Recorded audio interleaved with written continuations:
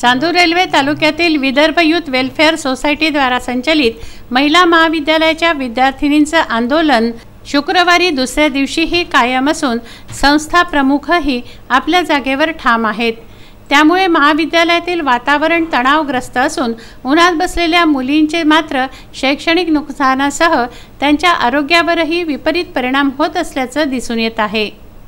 मुलींनी आपलं आंदोलन मागे घ्यावं यासाठी त्यांच्यावर अप्रत्यक्षरित्या दबाव आणत असल्याचंही दिसून आलं आहे। महिला महाविद्यालय येथे काही दिवसांपूर्वी टेंभुर्णी येथे राष्ट्रीय सेवा योजना शिबिराचं आयोजन करण्यात आलं। या शिबिरात विद्यार्थिनींनी प्रेमविवाह न करण्याची शपथ घेतली होती।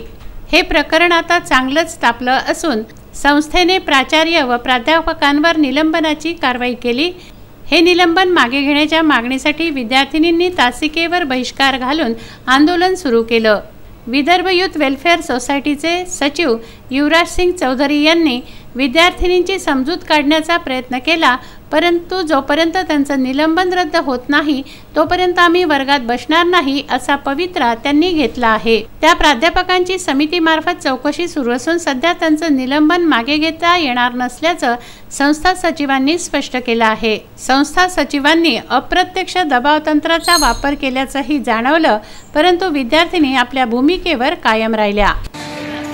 करण्यात आलेल्या प्राध्यापकांचे जोपर्यंत निलंबन मागे घेत नाही तोपर्यंत आम्ही आमच्या तासिकांवर बहिष्कार हा चालू ठेवणार। आमचे शैक्षणिक नुकसान जर तुम्हाला टाळायचे असेल तर आमच्या शिक्षकांवर झालेले जे निलंबन आहे ते मागे घ्या आणि आमची इतकीच मागणी आहे आणि हे आम्ही शपथ घेतलेली ते आम्ही स्वेच्छेने घेतली आहे। Bandu Athawale, Vidarbha news, Chandur railway.